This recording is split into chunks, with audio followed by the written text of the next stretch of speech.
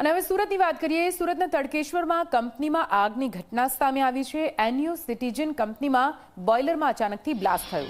બોઇલરમાં blast થયા બાદ ભીષણ આગ લાગી। કાપડ બનાવતી કંપનીમાં આગથી દોડધામ મચી ગઈ છે। ફાયર ફાઇટર અને પોલીસ તેમજ 108 ઘટના સ્થળે પહોંચી છે।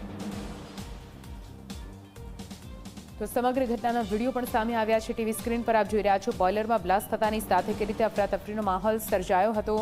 આગને બુઝાવવા માટે ફાયર બ્રિગેડની ગાડીઓ ઘટના સ્થળે પહોંચી છે।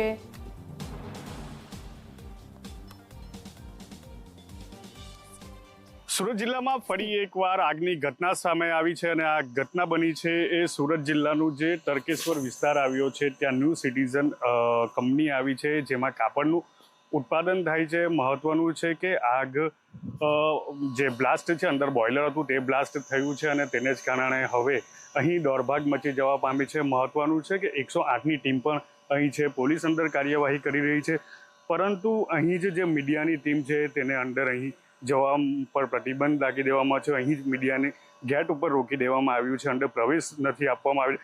કંઈક અજુગતી ઘટના બની હોય કે અન્ય કોઈ જે સત્ય ઘટના હોય તેને છુપાવવામાં આવી હોય તે પ્રકારેનું હાલ કંપની સંચાલકોના વર્તન પછી દેખાઈ રહ્યું છે। કારણ કે જ્યારે મીડિયાની ટીમ અંદર પ્રવેશી રહી હતી ત્યારે તેઓને ગેટ પર જ અટકાવી દેવામાં આવ્યા છે। મહત્વનું છે કે જે રીતે અનેક વખત જે કંપનીમાં ઘટના બનતી હોય છે ત્યારે જાનહાનિ પણ સર્જાતી હોય છે, નુકસાની થતી હોય છે, પરંતુ હાલ અંદર મીડિયા પ્રવેશ પર બંધી કરી દેવામાં આવી છે। ગેટ અહીં છે તે રોકી દેવામાં આવ્યા છે। ત્યારે હાલ શું કાર્યવાહી કરી રહી છે, પોલીસ શું કાર્યવાહી કરી રહી છે, 108ની ટીમ પણ અહીં અંદર તમે જોઈ શકો છો કે 108ની ટીમ છે તે અહીં તમને દ્રશ્યમાં સ્પષ્ટપણે જોઈ શકાય છે કે 108ની ટીમ અહીં પહોંચી છે અને તેને જ કારણે હવે શંકા કુશંકાઓ સેવાઈ રહી છે। મહત્વનું છે કે જે રીતે બોઇલર બ્લાસ્ટની ઘટના સામે આવી રહી છે ત્યારે કંપની સંચાલકોએ છે તે મીડિયાની ટીમને અહીં ગેટ ઉપર રોકી દેવામાં આવ્યા છે। ત્યારે હાલ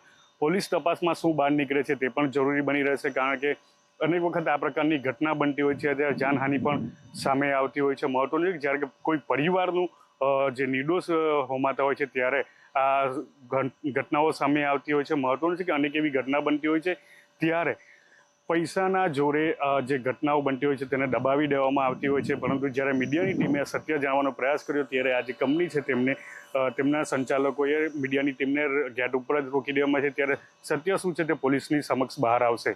સંદીપ વસાવા, ઝી મીડિયા, તડકેશ્વર, સુરત।